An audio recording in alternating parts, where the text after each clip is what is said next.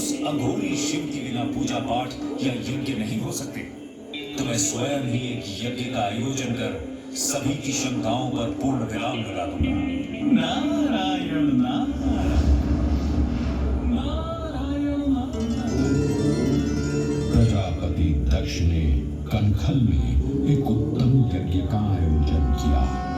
उस यज्ञ में सम्मिलित होने के लिए प्रजापति ने ब्रह्मा, विष्णु, इंद्र एवं सभी अन्य देवी देवताओं को आमंत्रित किया, परंतु अपनी बात सिद्ध करने हेतु उन्होंने भगवान शिव और सती को निमंत्रण नहीं भेजा। जब सती को ये ज्ञात हुआ तो वो स्वयं ही यज्ञ में सम्मिलित होने एवं अपने पिता से मिलने कनखल जा पहुंची। सती को देखकर प्रजापति दक्ष क्रोधित हुए और उन्होंने अपनी ही पुत्री का तिरस्कार करते हुए कहा, जब तुम्हें और तुम्हारे शिव को निमंत्रण ही नहीं दिया गया तो तुम इस यज्ञ में क्या करने आई हो सके? यह उत्तम यज्ञ है, जाओ। यहाँ तुम्हारी या तुम्हारे शिव के लिए कोई स्थान नहीं है।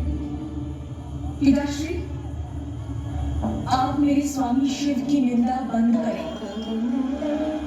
आप ऐसा सोच भी कैसे सकते हैं कि बिना शिव की आराधना किए कोई यज्ञ सफल भी हो सकता है?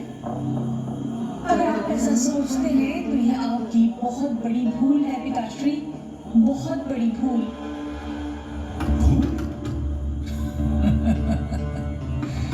कैसी भूल? इस यज्ञ में जिन देवताओं को उपस्थित होना चाहिए था वे सभी यहाँ उपस्थित हैं। यहाँ संसार को भ्रमित करने वाले तुम्हारे अघोरी शिव की कोई आवश्यकता नहीं है।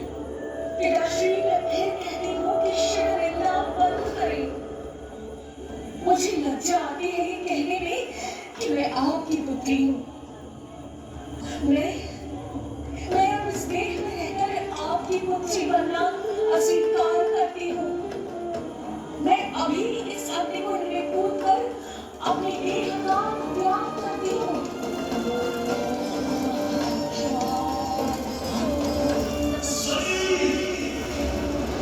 भगवान से पीड़ित सती ने अग्निकुंड में कूद कर प्राणाहुति दे दी। सती की मृत्यु का वृत्तांत जानकर क्रोधित शिव ने प्रलयंकारी तांडव प्रारंभ किया।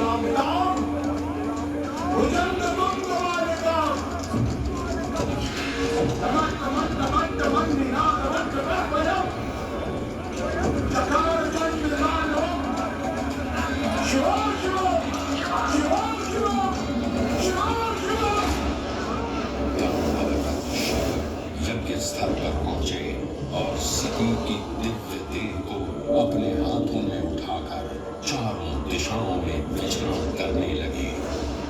पृथ्वी समेत तीनों लोग व्याकुल हुए तो भगवान विष्णु ने अपने सुदर्शन चक्र से सती की दिव्य देह को 51 भागों में विच्छिन्न कर दिया। धरती पर जिन 51 स्थानों पर देवी सती के अंग कटकर गिरे वे सभी स्थान शक्तिपीठ बन गए।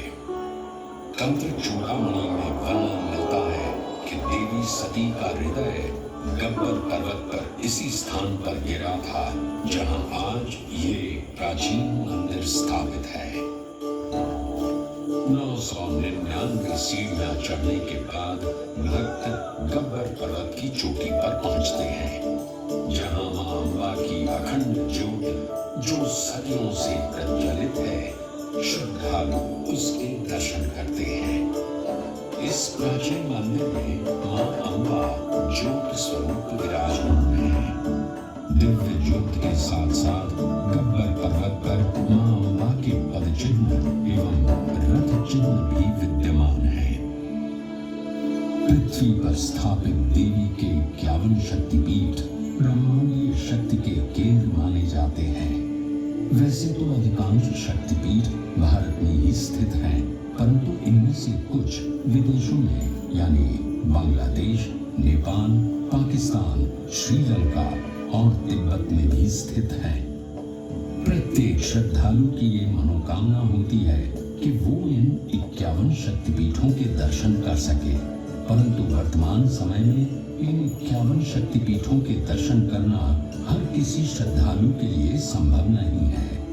इस असुविधा के निवारण हेतु या कहें श्रद्धालुओं की 51 शक्तिपीठों के दर्शन की मनोकामना भी इस धाम पर पूर्ण हो जाती है। गब्बर पर्वत की 3 किलोमीटर की परिक्रमा में 51 शक्तिपीठों के मूल मंदिरों की प्रतिकृतियों की प्राण प्रतिष्ठा की गई है। ये सभी मंदिर मूल मंदिर की प्रतिलिपि हैं और इनमें वैसे ही पूजा अर्चना की जाती है जैसे कि मूल मंदिर में होती है। मां आद्य शक्ति के वैसे तो अनेक रूप हैं, लेकिन श्री आरासुरी अंबाजी से जुड़ी एक और कथा जनमानस में प्रचलित है, जिसमें मां के दिव्य महिषासुर मर्दिनी के रूप का उल्लेख है। देवी भागवत पुराण में वर्णित ये कथा है महिषासुर की, जिसका संहार मां शक्ति ने किया था। महिषासुर ने ब्रह्मा जी को प्रसन्न कर उनसे वरदान प्राप्त किया कि उसे कोई भी मनुष्य, पशु या देव नहीं मार सकता। वरदान मिलते ही जब महिषासुर ने तीनों लोक में हाहाकार मचा दिया, वो अत्याचार का जीवंत प्रतिमान बन चुका था।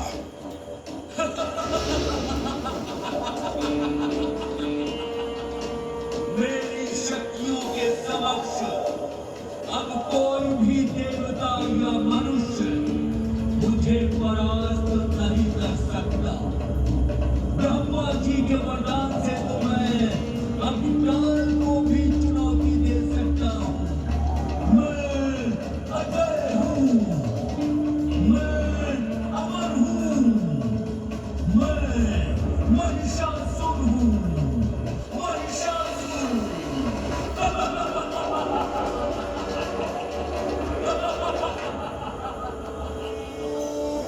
महिषासुर के आतंक को रोकने के लिए भगवान ब्रह्मा, विष्णु और महेश ने सर्वोच्च मूल ब्रह्मांडीय शक्ति महादेवी आद्य शक्ति की पूजा की, जिससे देवी शक्ति ने 10 हाथों सहित देवी दुर्गा का सुंदर रूप धारण किया।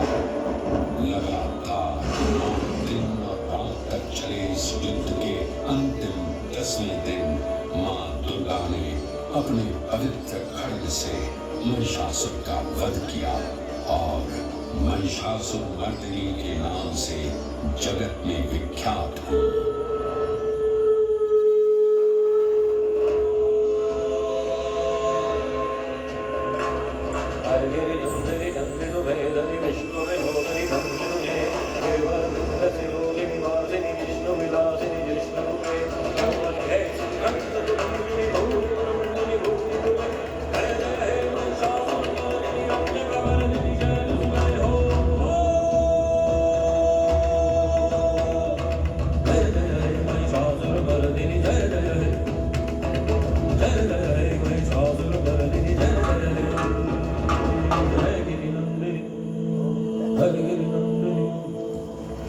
महिषासुर मर्दिनी के वात्सल्य रूप को मां अम्बा माना जाता है। गब्बर पर्वत से लगभग 5 किलोमीटर दूर मां अम्बा का नवनिर्मित निज मंदिर भी स्थापित है। वैसे तो ये मंदिर 1200 वर्ष पुराना है, परंतु वर्ष 1975 में इस मंदिर परिसर के पूर्ण जीर्णोद्धार का कार्य आरंभ हुआ। ये मंदिर अपनी सुंदर वास्तुकला एवं भारतीय पारंपरिक संस्कृति के लिए भी व्यापक रूप से प्रशंसित है। अद्भुत नक्काशी से परिपूर्ण इस मंदिर के 103 फीट के शीर्ष पर एक स्वर्ण कलश स्थापित है। ये स्वर्ण कलश आरासुर पहाड़ियों की खदानों से लाए हुए संगमरमर से बना है, जिसे सोने से मढ़वाया गया है। हवा में लहराता मां अंबाजी का ध्वज और उसके साथ राजसी त्रिशूल भी मंदिर के शीर्ष पर सुशोभित है। ये भारत का एकमात्र शक्तिपीठ है जहां लगभग 358 स्वर्ण कलश मंदिर की शोभा बढ़ा रहे हैं। देवी शक्ति को ब्रह्मांड के सर्वोच्च नियंत्रक के रूप में माना जाता है।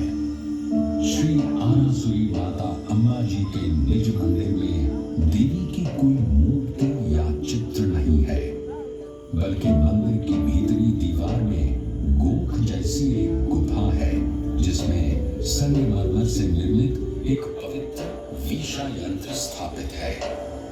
ये भी मान्यता है कि ये वीषा यंत्र नेपाल के मूल यंत्रों और उज्जैन शक्तिपीठों से भी जुड़ा हुआ है। इस वीषा यंत्र में इतना तेज है कि इसकी पूजा यहाँ के पुजारी आज भी आंखों पर पट्टी बांधकर करते हैं। निज मंदिर के पवित्र गोख में विराजमान देवी शक्ति को एक दिन में 3 रूपों में सजाया एवं पूजा जाता है। प्रातः काल में मां अम्बे के बाल्य रूप को प्रसाद के रूप में बाल भोग के साथ पूजा जाता है, तो दोपहर को सोने के थाल में राजभोग प्रसाद के साथ यौवन रूप की पूजा की जाती है। सायंकाल में सायं भोज के साथ प्रौढ़ रूप में उन्हें पूजा जाता है। मुख्य मंदिर में स्थापित मां अम्बा की चांदी की पादुका हो या मां के गोख के ठीक सामने देवी के पवित्र सिंह की मूर्ति हो, भक्त श्रद्धा भाव से अपना शीश झुकाते हैं। श्रद्धालु मां के शेर को कंकु पूजा करके पूजते हैं। इसी निज मंदिर के सामने चौचर चौक है, जहां एक अखंड ज्योत आज भी प्रज्वलित है। पौराणिक कथा के अनुसार इस अखंड ज्योत को मां अम्बा के भक्त अखेराज ने प्रज्वलित किया था। हर युग में मां अम्बा ने अपने भक्तों का उद्धार किया है और उन भक्तों में मर्यादा पुरुषोत्तम प्रभु श्री राम का नाम भी आता है। त्रेता युग में घटित ये किंवदंती आज भी यहाँ सुनाई पड़ती है। माना जाता है कि सीता माता की खोज करते हुए भगवान श्री राम और लक्ष्मण अरुदा के जंगलों में आए थे। यहाँ उनकी भेंट ऋषि श्रृंगी से हुई। ऋषि श्रृंगी ने भी श्री राम को देवी शक्ति की आराधना करने के लिए प्रेरित किया। मर्यादा पुरुषोत्तम भगवान श्री राम ने जब देवी की आराधना की तो मां अम्बा ने उन्हें दर्शन दिए। हे राम, मैं तुम्हारी आराधना से प्रसन्न हूँ। बोलो, तुम्हें क्या वरदान चाहिए? हे जगत जननी, हे सर्वेश्वरी, आपका दर्शन प्राप्त करना ही मेरे लिए सबसे बड़ा वरदान है। आप सर्वव्यापी हैं, सब जानती हैं। अगर आप मुझे कोई वरदान देना चाहती हैं, तो कुछ ऐसा वरदान दीजिए जिससे संसार का कल्याण हो सके। हे दशरथ नंदन, मुझे ज्ञात है कि आप इस भूलोक पर क्यों अवतरित हुए हैं। मैं आपको दिव्य अजय बाण प्रदान करती हूँ। यह बाण अचूक है। आप इससे जिस भी प्राणी पर प्रहार करेंगे, उसकी मृत्यु निश्चित है। मान्यता है कि इसी अजय बाण से श्री राम ने रावण का वध किया था। श्री आरासुरी माता अंबाजी मंदिर के ठीक पीछे समर्पित अजय माता मंदिर स्थित है। यहाँ से लगभग 8 किलोमीटर की दूरी पर कोटेश्वर महादेव का एक प्राचीन मंदिर विद्यमान है। आज भी ऐसा विश्वास है कि रामायण की रचयिता महर्षि वाल्मीकि का एक आश्रम इसी स्थान पर स्थापित था। ये पावन स्थान वैदिक कुमारी नदी सरस्वती के उद्गम स्थल के रूप में भी जाना जाता है। आस्थाएं युगों के महासागर लांघती हुई समय की धार पर अनवरत यात्रा करती हैं। अम्बा मां के इस पावन धाम का महात्म्य भी त्रेता को लांघकर द्वापर तक चला आया। मान्यता है कि गब्बर पर्वत पर ही भगवान श्री कृष्ण का मुंडन हुआ था। इसी मान्यता के चलते आज भी श्री आरासुरी माता अम्बाजी मंदिर के पीछे स्थित मानसरोवर कुंड में लोग मुंडन संस्कार के लिए आते हैं। महाभारत ग्रंथ में भी इस दिव्य स्थान का वर्णन मिलता है। ऐसा कहा जाता है कि राजकुमारी रुक्मिणी ने भाद्रपद की पूर्णिमा के दिन गब्बर पहाड़ी पर श्री कृष्ण से विवाह करने के लिए मां अम्बा की आराधना की थी। मां अम्बा ने प्रसन्न होकर उन्हें श्री कृष्ण की अर्धांगिनी होने का आशीर्वाद दिया था। ऐसी मान्यता है कि इस प्रसंग के पश्चात ही इसी दिव्य स्थान पर पहली बार नवरात्रि पर्व गुजराती गरबा शैली में मनाया गया था।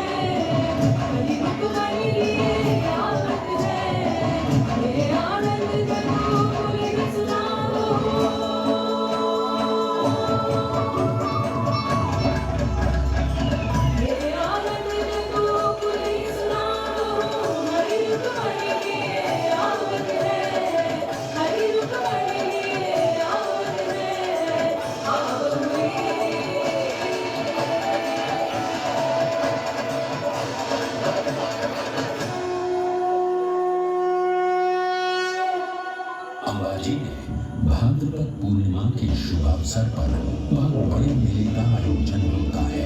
7 दिन तक चलने वाले इस मेले के दौरान देश विदेश से आने वाले श्रद्धालुओं का आंकड़ा 25 से 30 लाख तक पहुंच जाता है।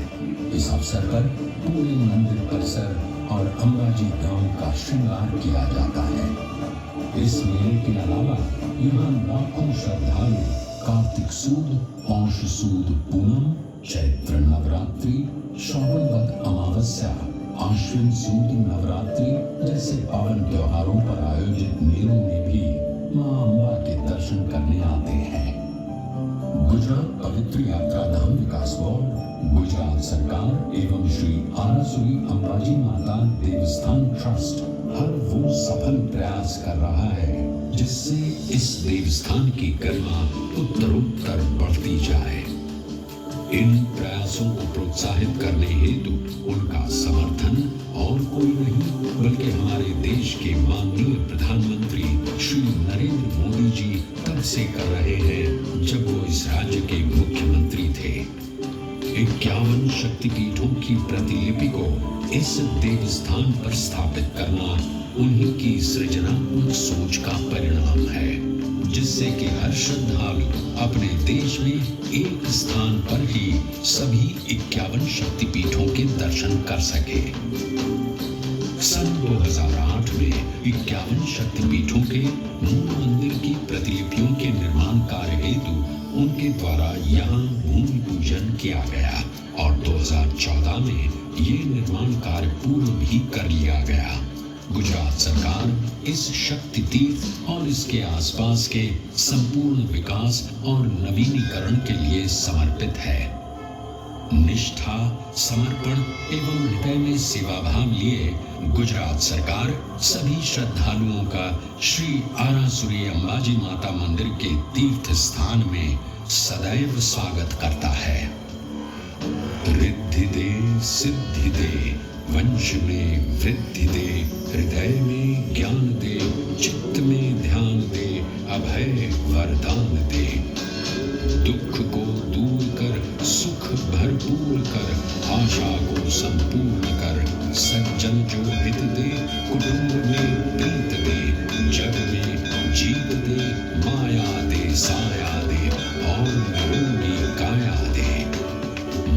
संपन्न दे, सुख समृद्धि और ज्ञान दे, शांति दे, शक्ति दे, भक्ति भरपूर दे।